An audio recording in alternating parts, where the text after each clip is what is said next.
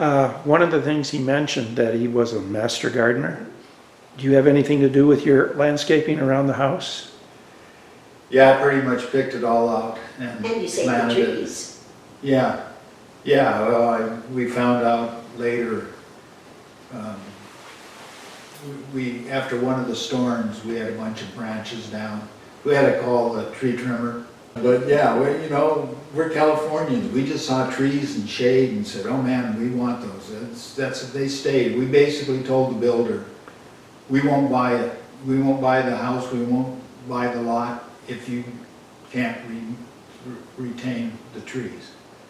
So this house is actually kind of scrunched up against the back border, so to allow enough space for the trees here to all stay. They are beautiful. But yeah, we did it all. I joined the Master Gardeners because we came up here and I knew I didn't know a damn thing about what grew up here. I saw this article and I joined, contacted them and joined. And I had a lot of fun with them too. We did 9 years. If you've ever seen the demonstration garden, that's behind the I think it's Health and Welfare. They're doing a lot of construction there. I don't even know if the garden is still there. But Our center. yeah, that was the one. That all the fruit trees, all the berry bushes, all that was my domain. Nice. But I noticed you have a lot of varieties of, I don't think you have a double of anything practically. I have a couple doubles, but yeah, I have all kinds of things, and it's getting a little overgrown again. The extension agent that I knew from Marion County, he asked me to help him. He was doing a study of drought-tolerant plants that do well in California, primarily manzanita, grevillea, a few other things. Anyway, they have, OSU owns a lot of land, and they've got experimental gardens and plots at all of them. And so anyway, I was up in Aurora helping him plant all that stuff, and I heard him mention, he says, damn it, he said, I hope we've got them spaced enough. And I said, well, the label, because, don't disillusion you, but they buy their plants from the same place you do if they're doing something like that. I said, why wouldn't you? You follow the directions. And he said, the one thing I've learned from being an extension agent up here is if you buy a plant and it says it's going to be 3 feet tall by 5 feet wide, you better figure it's going to be 6 feet tall by 10 feet wide. Everything doubles up here. The soil is so damn rich. And he was right about that. I can't tell you how many things I've removed just because they grew so big. And there's some odd plants because I knew so many people at OSU. And, Give it to Paul. Give one to well, Paul. I learned. I found out that one of the people I bowled with, that his family owned a nursery, Oh, a big commercial nursery. Really? Yeah. And his dad actually was an instructor they brought in to teach us as master gardeners how to do cuttings. And so anyway, he explained to me anyway about the things growing, and I'm like, oh, you 2 years too late. Now I know why I'm having the problems at home, you lowlife. And I put in the western cedars because we didn't want a fence. Now I'm going to pay $1,600 next month for somebody to trim them up. I had no idea when I did what I was doing that it was, all I knew was through my friend at bowling, I got a hell of a deal on those western red cedar. Yes. But, and if you look, there's a hazelnut bush down there, if you recognize them, and it is actually producing red leaves. And that was some experiment that they came up with at OSU. And then it turns out what they do with things like that is they license it. They do make money off of it, but they license it and then give it to somebody to be the person who handles it commercially. That's where I got that from. I found out that they had just given some to him, and I'm like, oh, come on, you gotta sell me one of those. So, but yeah, there's some pretty, if you look too, my pride and joy, because I tried to plant things that would work with birds and butterflies and that kind of thing. I found a plant, it's a viburnum family, and you may not know what a viburnum is, but I guarantee you've seen them, you see them in almost every yard in Oregon, especially over here in the Valley. Yeah. This one is the only one, it blooms on bare wood in the dead of winter.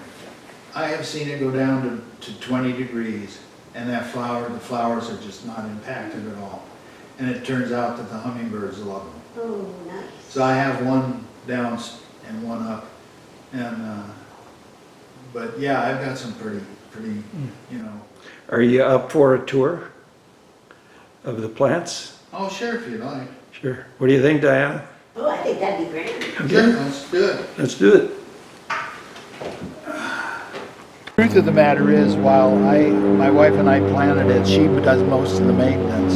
This is her yearly homage to summer, and I don't know. I know what some of the things are, but she just gets something different every year. And puts them down along the steps so that they welcome you as you come down. Oh yeah. All yeah. right. This is just anyway, yeah. And then, you know, I got the Japanese maples over here. I used to have an extra Japanese maple there that was very pretty, but one of the ice storms took it from me. And now you have You have that one that is pretty large. Yeah. You know, you can see this one too. This took a big hit from the ice storm. And that's the result. We used to hang over the driveway a bit more, but and you can. I don't have the energy I once did. I normally wouldn't leave anything like this, a space open. Mm-hmm. I haven't You'll find something tackled else. it yet. Yeah. Well, you know, it's basically a lot of shade now. If I want, the easy thing to do would be to just go buy a bunch of ferns, like I did on the side here. Yeah. But yeah, this is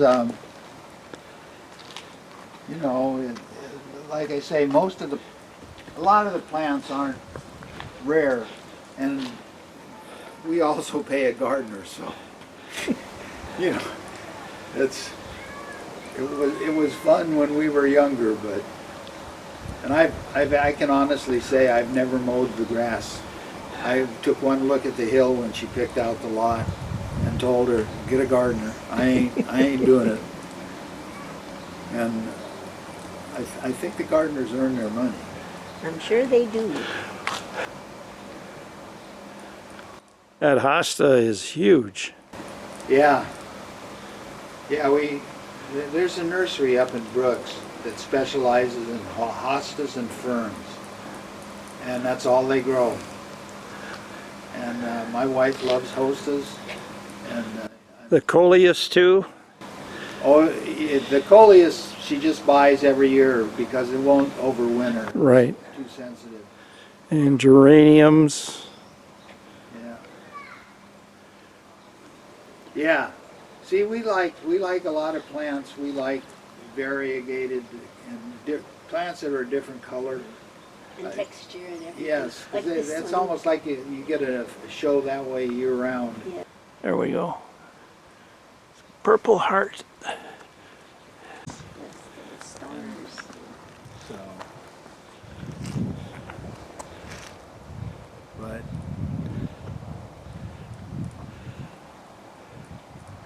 You see these everywhere too. This isn't anything rare. It's just a cane. But I don't like to trim them because then you get this crap. Eventually I was forced to because it was blocking the street Yeah. or the sidewalk. Yeah, it takes a while then for that to grow back. Yeah. Yeah, so it's... You know, Paul, when I first moved here in 1989, we were driving up the hill and there weren't many houses comparatively speaking, but there were a lot of places that had arborvitae around them. They were all pruned the same way. They were all pruned so they come up like this and then branch out. And I kept thinking, there are no HOAs up here. Do people really think those are attractive? And my husband laughed and said, that's deer pruning. When we bought the lot, they had done some landscaping, and we had 3 arborvitae right there on the corner. And I was at the kitchen sink one day and looked out, and I mean, there was a family gathering. There was 4 of them, each 90 degrees apart, just munching on that damn arborvitae. And it was a sad day because I made the decision then that those were dying. And you know, that's the other thing I look for when I try to garden is I try to get things that flower. You know? Now, I also now struggle now that I don't do my own pruning, convincing the gardeners that look, I don't care what it looks like, just after it flowers, prune it. That way we'll have another bunch of flowers next year. And they want to prune it every 2 months, you know. They want to make it look. My example is the neighbor across the street where everything is a square. Or, you know, I don't care for that. But this is the one I was telling you about, though, Dave. This is the viburnum.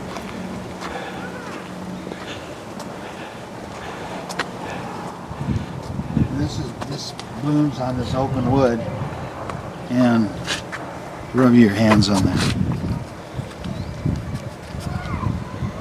Oh, Got a snorter, huh? yes. This is the only viburnum out of That the has- 300 and some odd members of the family With an that's aroma? with an aroma. It's also the only one that blooms on bare wood.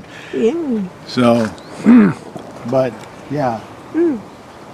And you can see I like this a lot, and I let it get so damn tall. Now I have to try and con the gardener into getting on the ladder to trim it. And I guess I could cut it back, but I hate to do that. But yeah, you can see this one got hollowed out. Yeah. Probably what I should do is come and chop down some of it. But. Yeah, it was a frost damage. Probably that didn't help that at all either. And the ice storms up here are just brutal. Yeah. I just, Is this a barberry here? yes it is. Yeah. Yeah, she keeps, it doesn't flower, so she gets the gardener to trim that up. But berberis is a beautiful Yeah, bush. they take trimming pretty well, the barberries do. Yeah, you can do almost anything to them. See, if the gardener was on it, this needs trimming. Yeah. So anyway, we got quite a few things planted here, but they're... Is this a Coosa dogwood? Yes, it is. Yeah, it's beautiful. I've got one in my front yard. Yeah, I put this one in as opposed to the ones that bloom white because I read up on it and they said the Coosa was much less susceptible to some of the fungal diseases that you get up here. Yeah. And I'm conscious of that because I had that whole side of the house planted in flowers and stuff, and I lost everything but one rhododendron to a fungus. Wow. And ferns are immune, so because once you got it, what do you do? Yeah. So I just we took everything out and then we went up to I can't remember the name of the nursery now, but anyway we went up to the nursery where they specialize in ferns and bought ferns that for the most part stay green year round. But you can see now while I was waiting for this, I came out here and walked the yard and But this is my smoke tree. I bought this not for the flowers. I just really like the lime green. Yeah. But these are pitiful as flowers. I Yeah. mean, that's the best you Yeah. can do. But yeah, and she came out the other day and she deadheaded the rhododendron. And Yeah. we used to do that pretty regularly. These things have gotten so big, it's so much work. Yeah. Yeah, they grow huge. No, I figure at 76. I just don't want to do a lot of yard work. But yeah, see, that's the hazelnut, and you can see the red. But hazelnuts are infamous for suckering. It's that lower bush there. What kind of a conifer is that? Which one are you? The big one here. This? Yeah. You know, that's a damn good question. I wish I could answer it for you. I used to have two of them, Yeah. and one of them toppled in the last ice storm, and it literally pulled its roots off. Oh, wow. So, you know, all we could do is cut it up and trash it. But it doesn't look like it hurt the space it did, does it? No.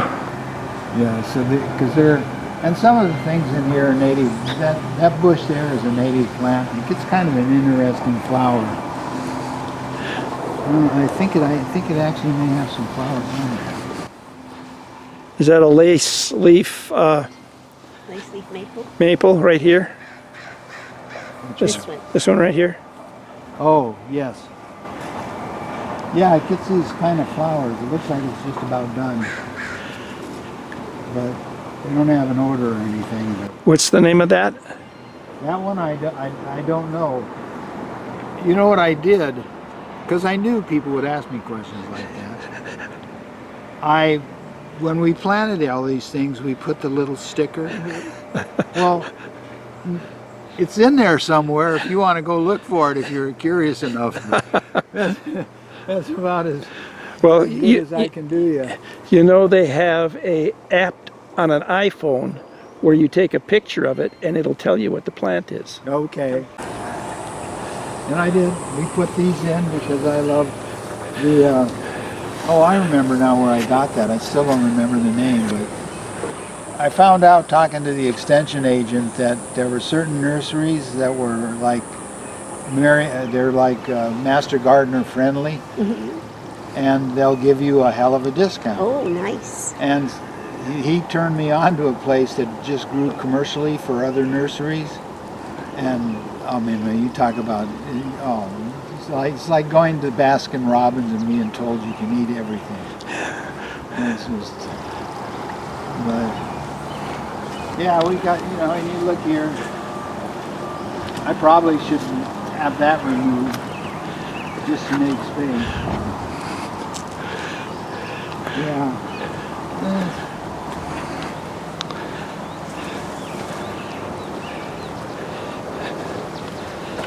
On this. I don't know what this is either. We were at a nursery and they had this dead plant. And they said, "You want it?" I said, "Oh, okay, sure, I'll take it." I took it home, stuck in the ground. It was just this little thing. Huge. Get it now. And this is another one of those ones you asked about. So, yeah. But part of what we did.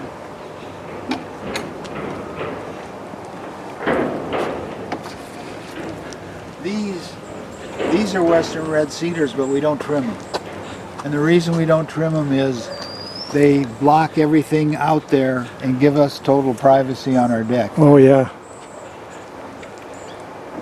And now we laugh at all our neighbors because they all laughed at us when they said, "Oh, you crazy Californians." But you don't see anybody out on their decks, and they don't because they're all in full sun. We sit there in the shade, and if it's getting a little chilly, you can always find a spot where there's sunlight coming through. So you just move your chair. It's perfectly fine. And Now, I'm sure this jacks the price up at least $50,000. We get a free view of the fireworks every fall. Oh, wow, yeah. You can see it now. He sells tickets to people to come watch the fireworks at his place. Yeah. This one here, this is actually an Oregon native, and it's a oak leaf hydrangea. And I can tell you that it's definitely a local native. The deer Love it. Yeah. The only reason my wife is, you know, she gets upset when animals eat her plants. So she discovered. What you say about it? Hi, how you doing? So anyway, this is it. I mean, So what's the secret of keeping the deer off the plant? Maul. You got to spray. That's actually very, very, very effective. Yeah. I used motion sensing sprinklers to keep the deer from my plants. How does that work? That worked good for a while until they kind of figured it out how to get around them. Critters are smart. Yeah, they You know are. what? We don't give them nearly enough credit. They figure things out. Yeah. You see that reach out and grab me? So everything else here is pretty much, you know, maples or whatever. These are actually an impatient, and it's an African impatient. It's the only one that blooms yellow. The only problem is it doesn't do very well here, and I only get about 3 flowers, but it keeps coming back, so I haven't got the heart to. Keep coming back is a good thing. Well, impatiens mostly like shade. Yeah. There's some that are sun tolerant, but mostly shade. You have a little sitting area down there by the fire hydrant. Yeah. Yeah, we had this all landscaped, and I talked to Lule, and I said, hey, do you mind if I take some of your rocks? He said, I'll move them wherever you want. You know? They were happy to do that. Yeah, but all these Great Western cedars, they're not Great Western, the ferns, they're, I went up into the woods when we still had woods and dug them up. Got your permit and Transplanted. did that, yeah. I didn't get a permit. I was a bad person. Well, the forest is now gone. Yes, it is. Very noticeably so. Yeah. Yeah, we just lived on the border of it, Yeah. and we missed the forest. But times change. This is beautiful though. Yeah. Very peaceful, very private. Well, thank you, Paul. Yes, No thank sweat. you very We much. appreciate the tour. Yeah.